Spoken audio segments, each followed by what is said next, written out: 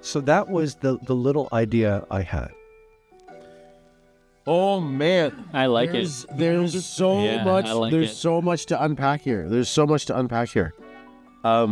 Because I'm immediately thinking about the value and who benefits from this. So yes, someone who doesn't have experience making cocktails could definitely benefit. Exactly. Yep. But when you take it like commercially, it's so interesting because then you can track spillage, wastage, usage. Certain bartenders have a bit of a heavier pour than other bartenders, right? It's just, I'm not saying it's good or bad, but being able to have those metrics could be super, super interesting. And the more I think about it, and to go back to something we talked about, I think that database needs to be free. Yes, I think so too. I'm starting to feel that way. Using it, then you're increasing the value. Yeah, I definitely changed my mind on that. But hey, flip a coin. Yeah. I mean, you can. But I think I like the idea of leveraging the database to build awareness of different cocktails. Yep. You have like some bartenders that are putting their own cocktails on there. I think you can create a bit of a community around that. So I like the idea of it being free. Welcome to the Millionaires Idea Vault Show, where we interview successful entrepreneurs for them to give away their best business idea. And together we workshop the idea live on the show. And we don't know what the idea is before they show up on the show. Yeah. Oh, and one more thing. If you want to get the most out of the show, make sure you download all the documents prepared with the links below so you get access to the business plan, pitch decks, worksheets. Sounds good? See you in the show. Peace. So here we have James and Stuart. You guys see right over here. And I'm going to let you gentlemen do a quick intro about yourself because I'm not very good at introducing people. So James, take it away.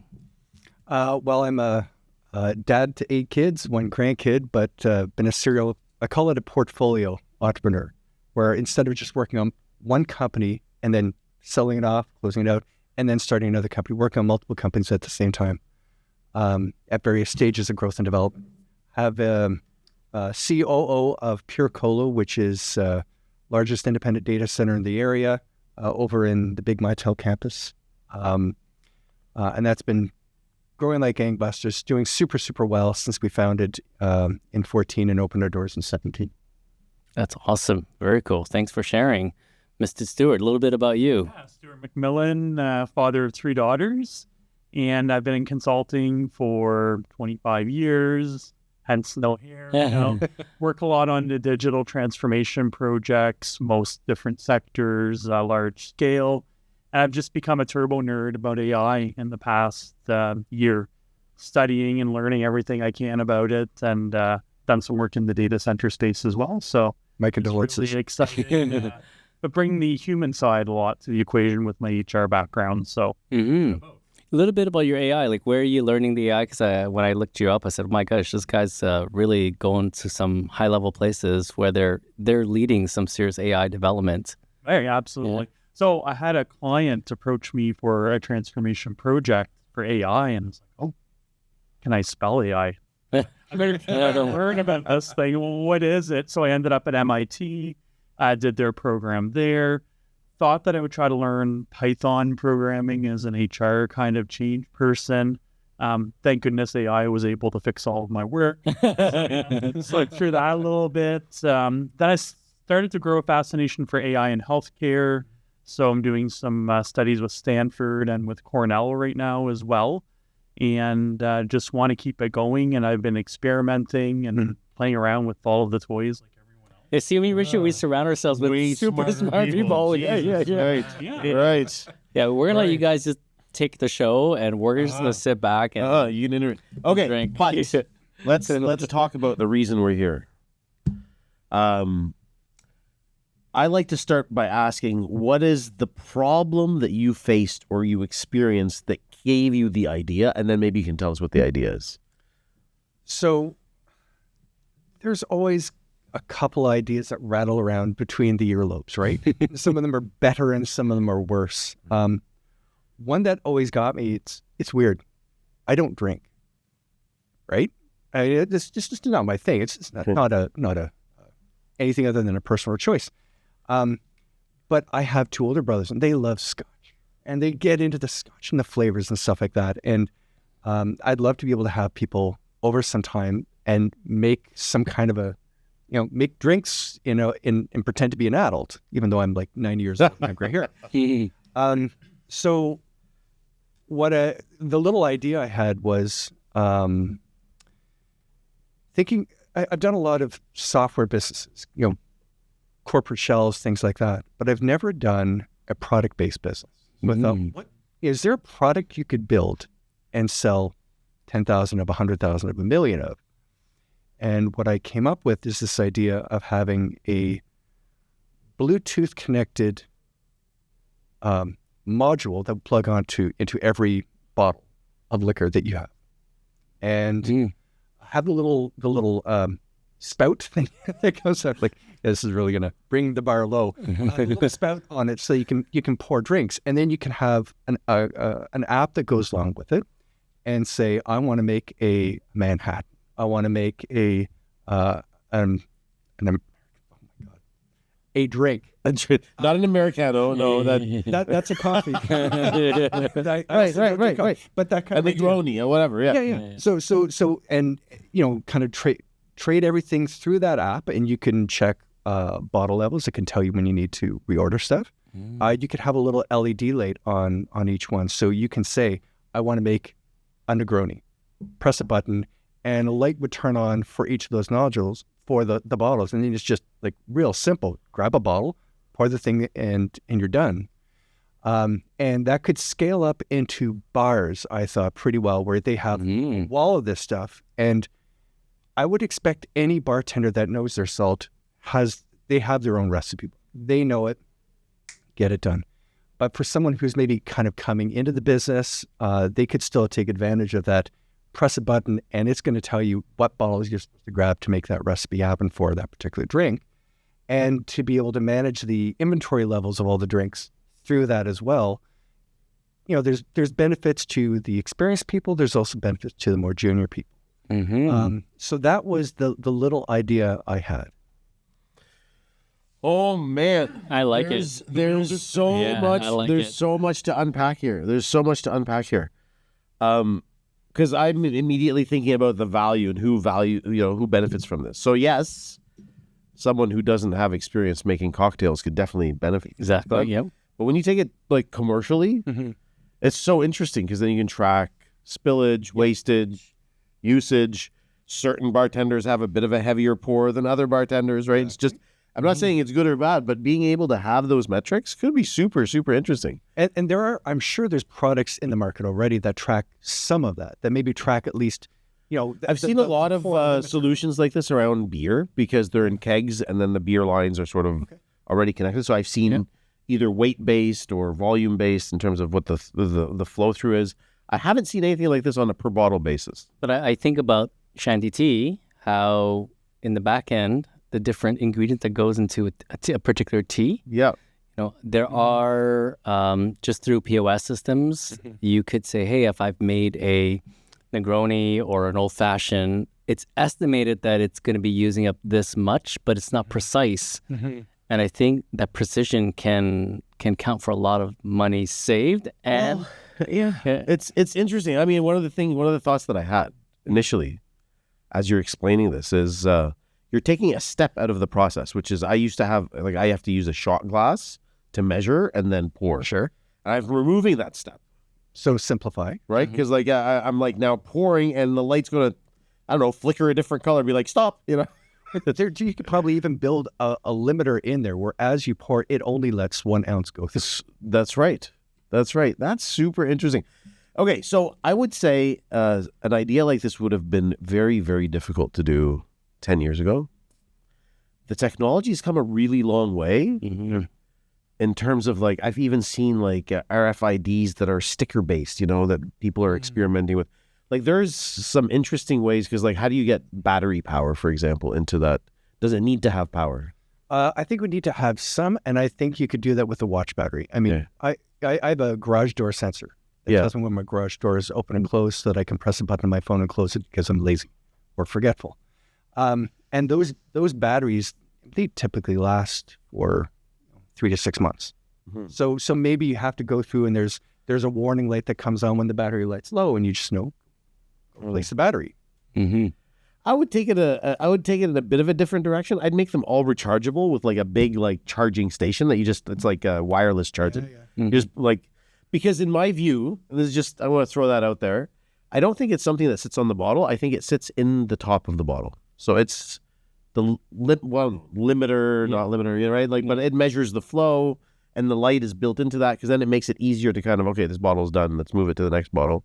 Something like that. Imagine as the water, as the drink goes through, it actually charges the battery too. A little bit of kinetic energy. Right? Elon Musk, you know what I'm talking about?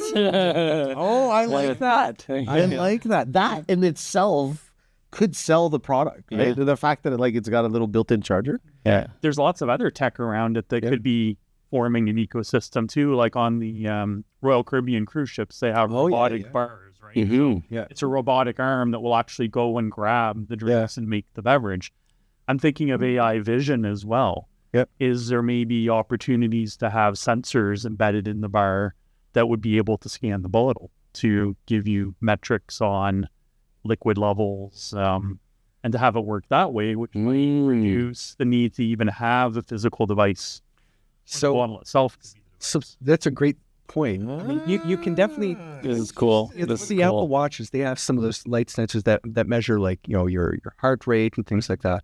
And for sure, there's got to be a sensor out there that can measure the volume flow, because it's just a calculation. Yeah. Or even vision, like cars, like driving cars. Yeah.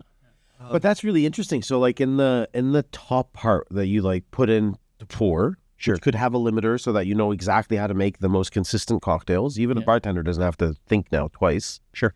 But it's got some sort of sensor that looks down into the bottle and can tell you exactly what the volume is. Yeah. Yeah. So I think, again, not being an alcoholic, I think that in fact, there are other, like, you don't have to be no drinking and alcoholic. There are other. I'm just going to throw that out there. So I look at my brothers and they love Scotch. They love their Scotch, and I don't know anything. I don't discriminate. I love all alcohols. We've gone to these Scotch tasting events, that's held by our local church, and it's on Robbie Burns Day, and they have great conversations about it. And at first, my entire reaction was, yeah, that tastes like burning. That tastes like gasoline. But they did one experiment once. They had me taste it, and okay, whatever. And then they said, now think of an orange, and now have another sip. And it blew my mind. All I could taste was orange. Like, it's the same thing I just drank. It tasted gasoline just a second ago. Now it tastes like orange. So I know there's way more, and absolutely tongue in cheek about that. There are a lot of opportunities, because so I enjoy drinking, I enjoy making cocktails, but even after a cocktail or two, someone will be like, "Hey, can you make me a Negroni?" And I'm like, I know exactly what that is. I've made it a million times, but I still have to look up, like, okay, what are the proportions? What are the ingredients again? It'd be pretty cool if I could just be like Negroni, and like it lights up the 3 bottles. I grab them. Yeah. I start pouring it. The light flickers to a different color. I know that I've poured enough. And people are like, hey, I always have the best Negronis at Richard's house. So I think there is a mechanical device that goes on bottles that limits it to, let's say, 1 ounce. Yes, that 100% exists. So yes. So I'm also thinking of the laziness factor. I mean, if you have an idea that takes 17 steps to do and a lot of multiple inventions, then you're adding a lot of complexity. You can take something that already exists and add a feature to it that kind of exponentially adds value to it, then you have an easier chance of bringing something to market, because that's right. Everybody knows that there are those Bonum things, whatever they're called, that sits on top of the bottle. Of course. All we're doing is we're making a smarter one that adds more value, more feature. Yeah. And now, of course, you're going to want to buy this one and put it on all your bottles, because it adds so much more. Well, I think you touched on something super important, which is you're not carving out, like a lot of the ideas we've had on the show have been carving out brand new niches, new categories. Yeah. With this one, you're essentially saying, I'm going to be, like you just said, I'm going to improve an existing product that every bar already has. Yeah. But it's going to be like 1,000 times more innovative. So we're innovating at that product. Yeah. So when you build a SaaS business, I mean, a lot of those platforms are community based. So you can have the best software, the best tool, the best solution, but without the community, you've spent a lot of hours coding and you have nothing to show for it. Yeah. So, similarly, I think in the IRL, if you have some kind of physical device that or product, if it is so foreign to people that they can't connect and understand how it would work, then you're spending a lot of your time kind of educated. Yeah, Mhm. it's a tougher sale. If it's something they already understand, like the Yeah. Better Mousetrap, that's just, adds value, makes life easier. Great. I mean, I have always told my wife, we're going to have to learn how to drink wine and savor and flavor the flavors of wine, because holy smoke, I'm missing out on that. That's an awesome experience to be able to go and have to make a meal for the family and give my wife a glass of wine that just explodes in her mouth when she takes that bite of whatever piece of food. So I think there's something to be said there about having a product that people can get familiar with. They already understand how it can be used, but maybe can be used in a better way. So right now, your gut, if who would be the main audience you think this you would go to market with? Well, start with, like, would you start with a homeowner, or would you start with Exactly. commercial? Like, That's a good question. Yeah. What do you start with? If you start commercial, you may have a harder time selling into it, but the deals you're going to get are probably a lot bigger. Yeah. But you could start looking for one of those big deals. I mean, I would probably think maybe even like a Kickstarter type campaign where you can have broad market reach and gauge a lot of that interest.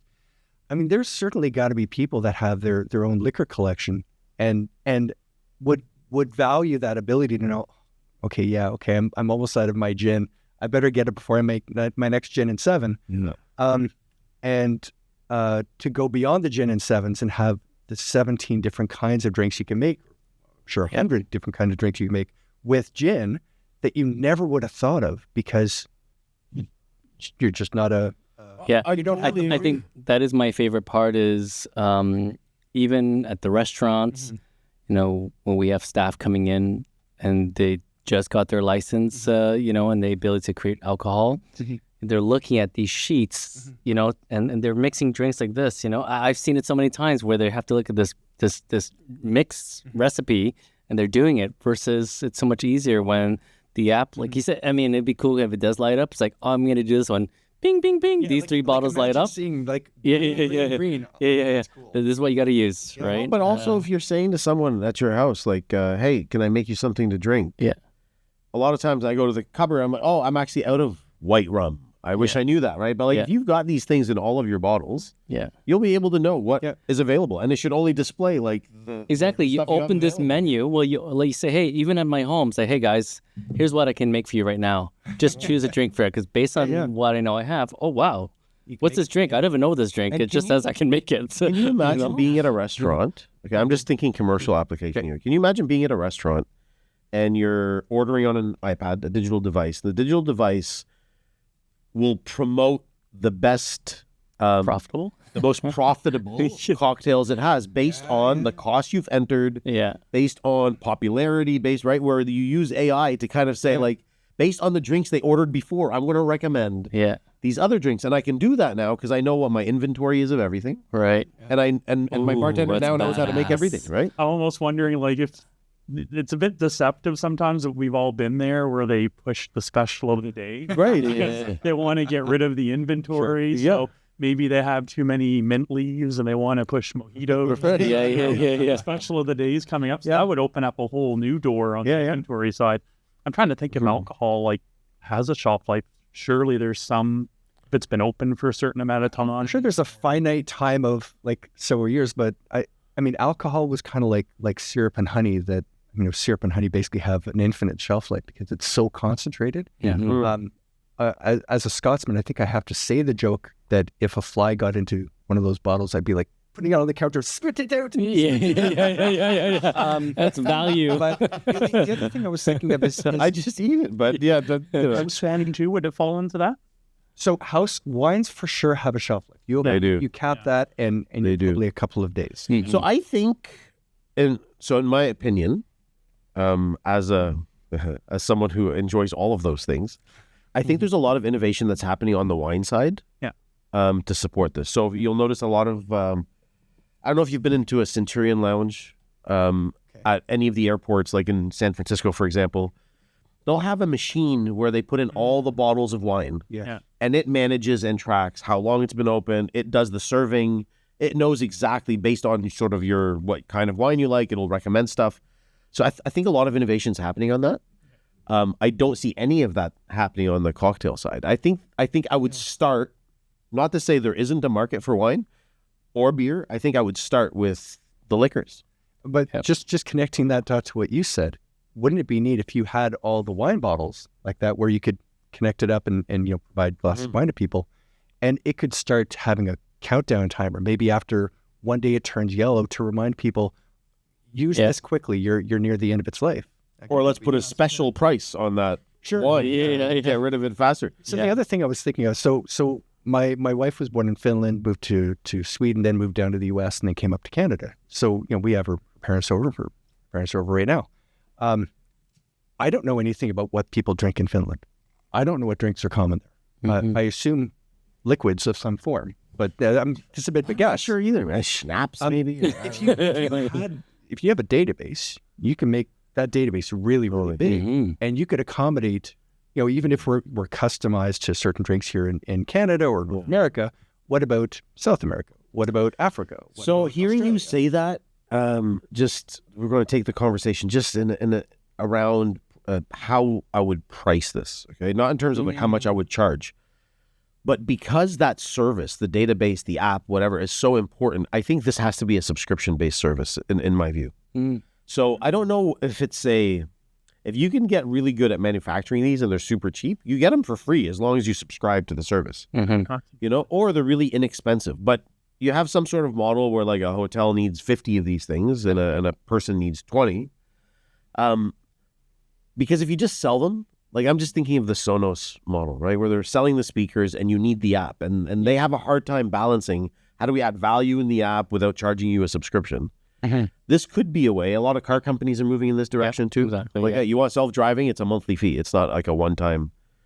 I'm curious what you think.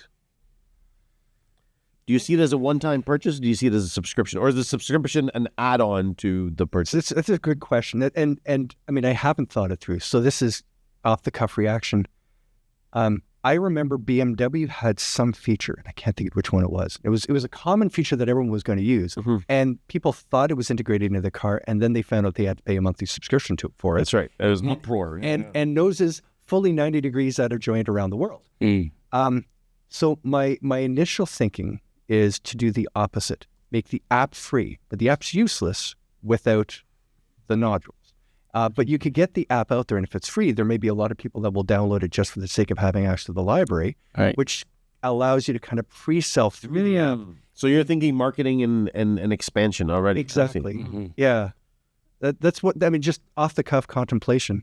I honestly don't think there's a right or wrong. I think there's two different ways to approach it, right? Sure. The right or wrong is that choose your own adventure book, right? Yeah, right. Exactly. Okay, let's roll back and do it again. And we've talked about this before, where the direction is the direction that you feel most able to commit towards, like from capabilities and resources and access and your team, right? Some people can build one where they're better at marketing the subscription, they could make it work, and some people are better at creating this almost like free app version and then do the sell on the back end. Like it's just a different entire way to build the business. So how would you get something like this started? We're going to spitball here. Okay. How would someone who's listening get something like this started? There's some research and development that's required in actually creating the technology associated with this. So there is an upfront cost associated with that. Yeah. There is an upfront cost associated with the database, even though I think it's fairly minimal, because nowadays you can kind of buy the infrastructure for an app and do that. It's just informational, right? It's like, so whoever starts this kind of project either has to have the technology understanding to invent it themselves, or they'd have to be able to have some level of capital. And maybe you're right. It's done through a Kickstarter. You can raise enough money to say, I have a vision of creating this. This is what it's going to look like. Yeah. This is how it's going to work. But like now I'm going to use that money to do it. But like there is a certain upfront cost associated with that. And then you move into the manufacturing side. So like, okay, we figure out what we're building now. Can we build it inexpensively enough so that it makes financial sense? Right. Because I'd buy it for $5, but I'm not going to pay $100 per unit, right? Like, so, right. So there's like figuring out what that sweet spot is, right? Yeah. Because even the Kickstarters, so you don't just start with zero design. Normally with Kickstarter, you have already A prototype. Yeah, you have a prototype already. So hearing me kind of just like throw all these ideas out there, how would you approach it? I would Yeah. prototype myself and get something. Start with something that worked. Add a little bit on, and there's probably enough. I mean, we all have groups of friends, right? And if you have that good idea and try to hold on to it too long, because I just need to learn this one thing, or I just need to add this to my toolbox to be able to do it, that's probably going to stay on the shelf for a really long time. Exactly. Yeah. And I found that most people are receptive to that kind of question of, hey, so you do a little Python development, right? I mean, didn't you say that? I mean, could you help me write a little bit that does this? And you play around with Arduino boards. How small could we make a little something that just turned on and off if this signal was sent over to it? You could probably experiment. And we all have that, friends that can do things. And who knows, you could have a friend that's like a government worker and they're a project manager and that's all you think of them. And then you find out, they do 3D printing in their their spare time. And wow, now I can build a prototype. I can maybe do some of the little bits and start building something that works. Well, it's interesting because you're not starting from scratch, right? You're starting from there are devices out there that are working, but you're trying to infuse technology and some intelligence into them. Right. So you have something to start with. So I like that approach. I like that. It's like the language models, right? You say what's in the fridge and they can give you any recipe or combination of recipes. So if you have the inventory, Exactly. the language model, there are GPTs just that have a lot of the bar mixes. I'm curious if you were talking to a business owner, if it would be a cost avoidance or more of an increased profitability sell. Like, how would you pitch it? How would you? So what I would see is probably both. Yeah. Vitamin and so the idea is a vitamin or an or a aspirin. painkiller, right? Yeah. So this is probably both. So on the one hand, there are always going to be people that could walk into somebody's bar at any time and say, I want a drink, and you don't know what it is. And that's risking reputation loss. Or they can get that drink, fine, let me just go and search through the book. What was it again? Give me a couple minutes and they find that recipe. Whereas if you were able to have an app, type it in, hit enter, finds a recipe instantly. It certainly makes it a lot less expensive to hire a bartender, More drinks. right? more drinks. More drinks per hour, lower skills, lower level of experience required in that person to create the drinks because you're automating a lot of that. And they're probably better able to spend their time not necessarily learning the drinks, because I'm sure there are people that will make custom drinks that are just their own recipes, and they could add it manually to that database, and that's kind of their specialty. And there's always going to be individual bartenders that are always, look, I know how other people make, I'm going to say this, the fuzzy navel or something like that, but I got a little twist that I do. Right. So that you always want to have that, but they can also spend more of their time, because I have a couple friends that went through the Drink Safe program, the safe bartending kind of programs, where they can spend more of their time kind of watching the crowd. And there's, I think, a lot of benefits there. I mean, 100%. you become a host. Yeah, exactly. You're a host of that bar. If you think of the TV show Cheers, which is really dating me. I mean, Ted Danson, he was the host of the bar, and everybody kept coming to that bar because of his personality and how he hosted it.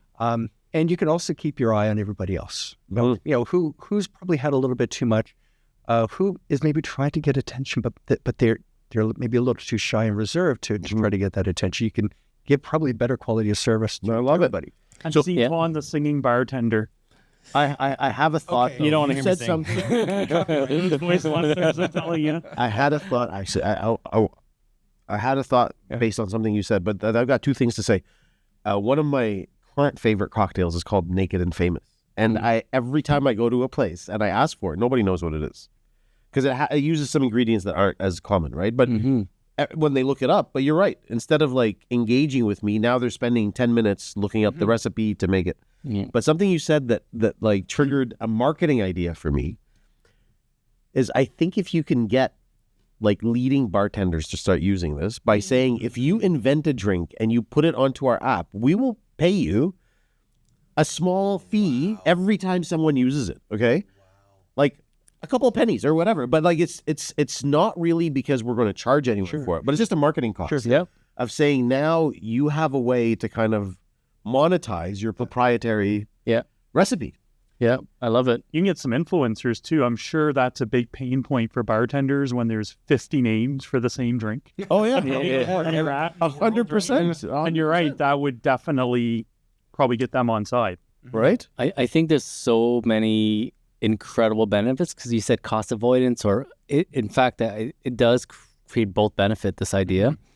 Another, when you talk about database of all the drinks, you could even trend to figure out what random drink is rising in Finland, and you see it in the accessing of that recipe, and so it percolates. It percolates through everyone on the app and says, "Yo, Finland is crushing it with this drink," right? And they could even provide the feedback themselves. And you could do predictive as well. Let's say at the Super Bowl, everybody loves ordering blowjobs because it's just a funny drink to order for your friends. Yeah. Great. So you know that's something that's happened historically, and you can start predicting.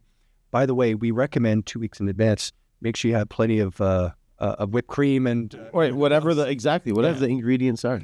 And then same thing, product even. But I'm just thinking, like I've learned this from you, is like when you're thinking about building community and excitement around something, if you can get like some of the high-end bartenders are like rock stars, right? And people will seek them out to get a certain drink made that you can only get made by them. Yeah.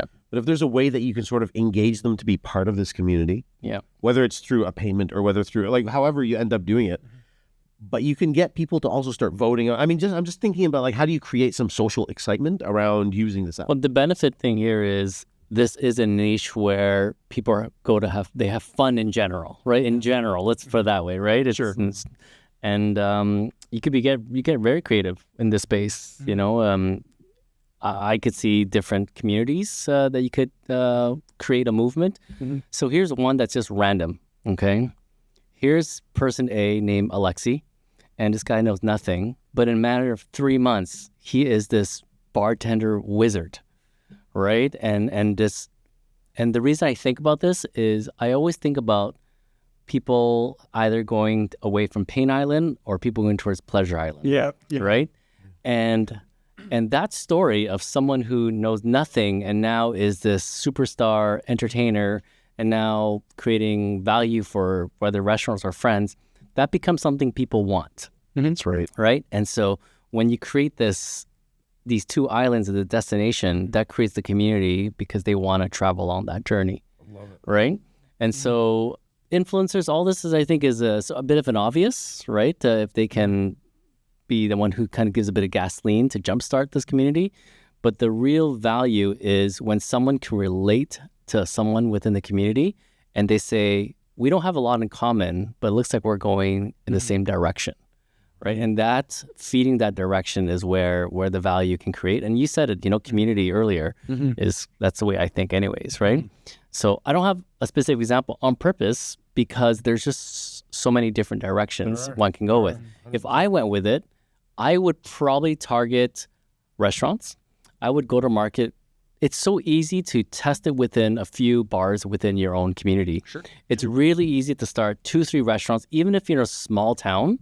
You could even test this living in a small town. There's a bar in every town, right? Yep. And just to find that, and once we know that it works really well, it's creating now that brand, the community, kind of like what's that liquid water there, Liquid Death? Right. They went all in on brand, and this is one of those things where you could go all in on brand because it's so freaking cool, right? It's so cool. It's bartending, it's entertaining, it's connection. So let me ask a question. Who do you think is the right kind of person or the ideal group of people that could take this idea and turn it into something real? And I'm just thinking like, obviously anyone who's passionate about it can do it, but who's like the ideal person that is like already understands, has a head start in terms of their understanding to be able to kind of take this?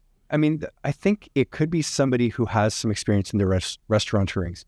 So, it was about 10 years ago, I think, the internet was developed far enough and people started coming up with those reservation websites. We can now start to do reservations through the website, which frankly is convenient if if I don't know where we're going, I'm just going to go check a website. I can get a reservation there. Awesome. And that's something that restaurateurs have maybe had more exposure to how technology can actually not just be, I have to have this so that I'm cool, but I can actually benefit my business, generate more revenue. I can reduce costs. So if there was somebody that had that kind of experience, I think they would probably, quote unquote, get it easier. I agree.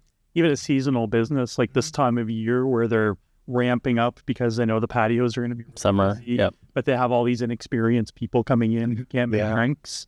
I saw last night my daughter at Starbucks, they announced this new blue drink, and it was the first night. The phone was ringing. They were calling everyone in that they could find because of this novel, it comes back to your data point, this novel drink that everyone wanted. So I think that's really brilliant, using the data and scaling people. 100%. Yeah. Do you think someone needs to have experience in designing product? I was going to say the same thing, product design knowledge, I think.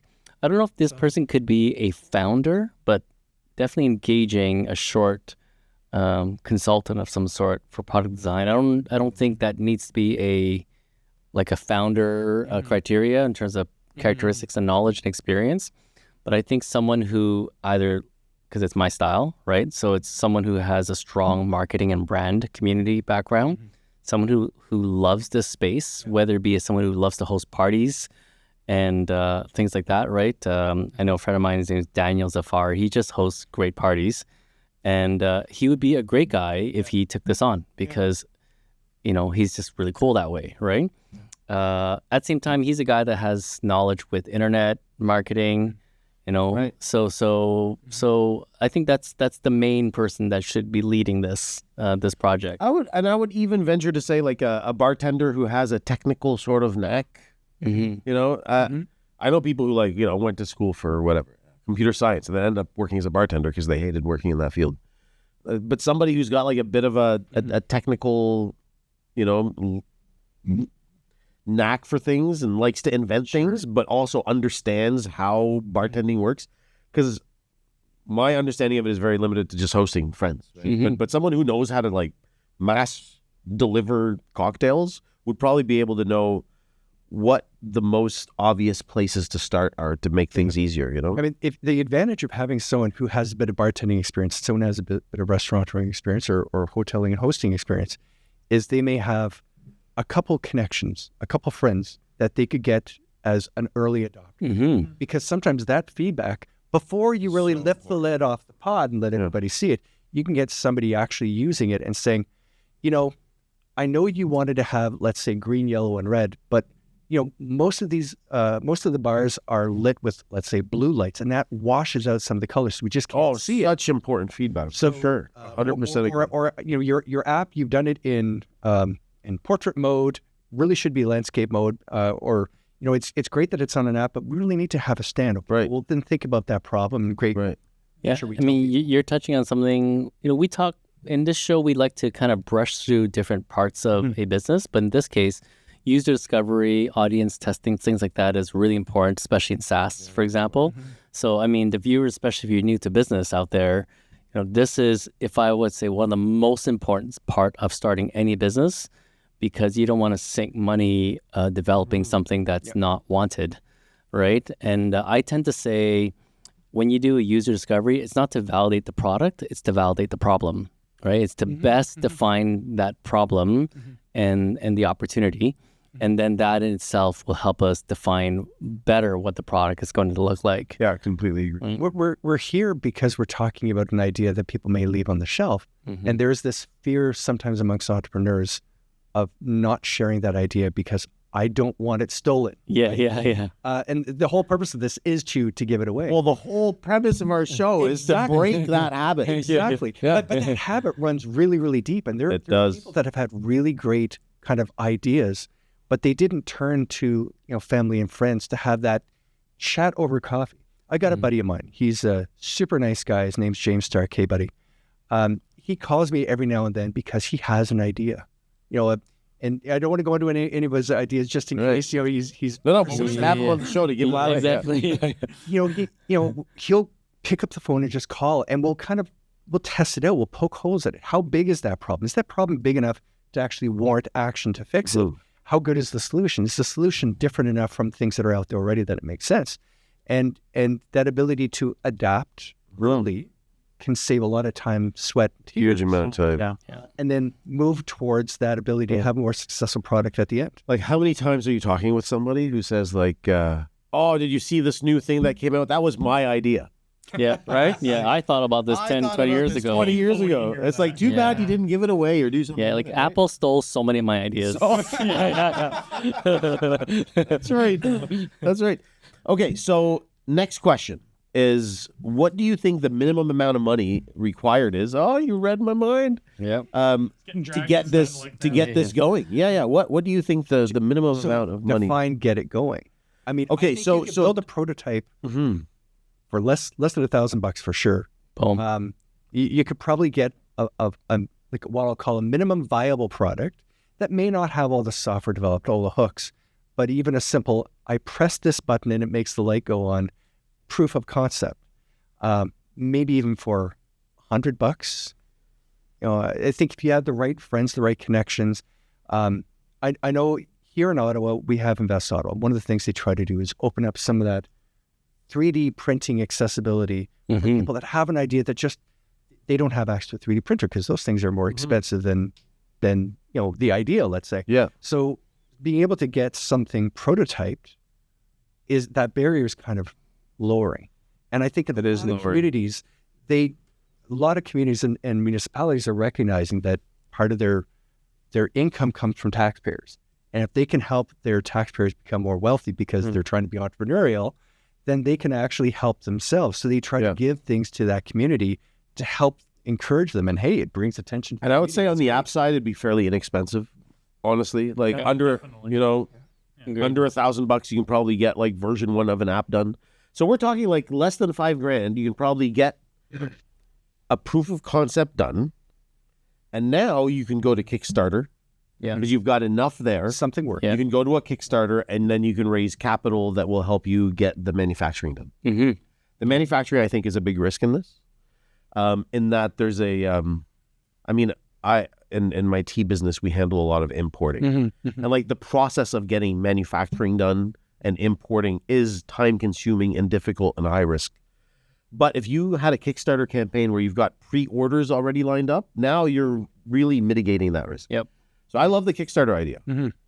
Right? Yeah. And frankly, I mean, usually those packages, the benefits tend to scale up. So you can get people who did stumble on it because they're a restaurateur saying, okay, well, I'm going to get this for my entire restaurant. Right. And then what happens? They end up getting a competitive advantage relative to the other restaurants. And kind of like, the Royal Caribbean, robotic bartender stuff, they get something that gets notoriety, and people start trying to come into that bar to order the most exclusive drinks. Yeah, the most complicated thing. Yeah, because they know they can press a button and make LED lights identify every single bottle that's involved in that recipe. And then now that's going to get the competitive urge to say, no, I have to defend my market, I have to defend my turf, so I'm going to get involved. So it does have that ability to kind of get around a little bit if you can get people on it. Definitely. Yeah, I'm going to add to the cost. So let's say 5,000, you get a prototype and you're testing it within the community, you make a couple bars. Now you have some video footage or whatever of it working and doing really well.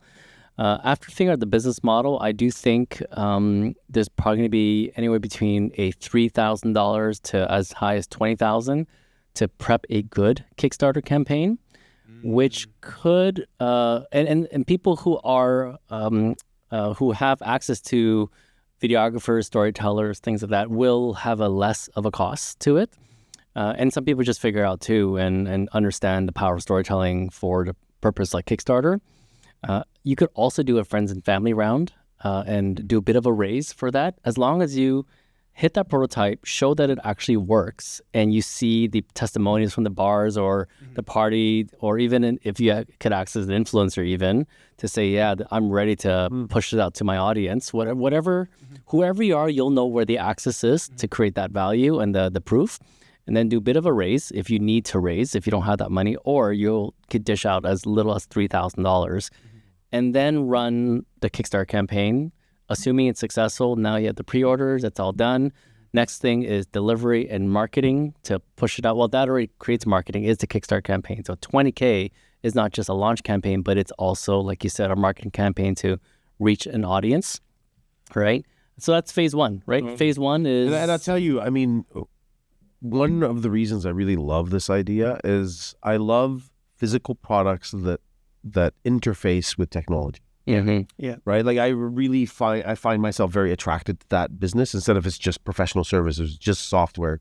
It's just technology. But like in this case, you're taking like something that is really important. I mean, those things that whatever you call them, that sit at the top of the bottles. I mean, they're in every bar. And now you're just like leveraging technology to help make that more intelligent. Makes this super interesting. Imagine if you could take it, imagine if you could actually take what they have now and actually just have a way to just modify it. Well, that's what I mean. You have a starting point. No, meaning like these bars can actually give the old ones as part of our... retrofit them. That could be another angle into it. Because now they're not buying and replacing.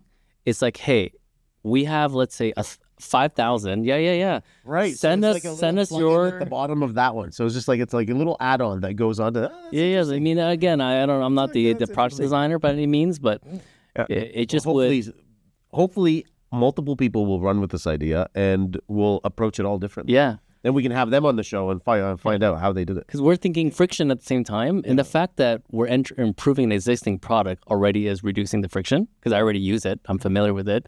But how else can we reduce the friction, right? I mean, you can also, if you thought of it as a ring that sticks on top of that then you're not even in conflict with having to replace anything. There's a couple of ways it could be done. Yeah, very interesting. Yeah. Could be some cool features too that you even can add to it. I don't know if there's chilling features or heating features or what you can do to manipulate the liquid. Sparkling features. So right? Yeah. Dad with 8 kids.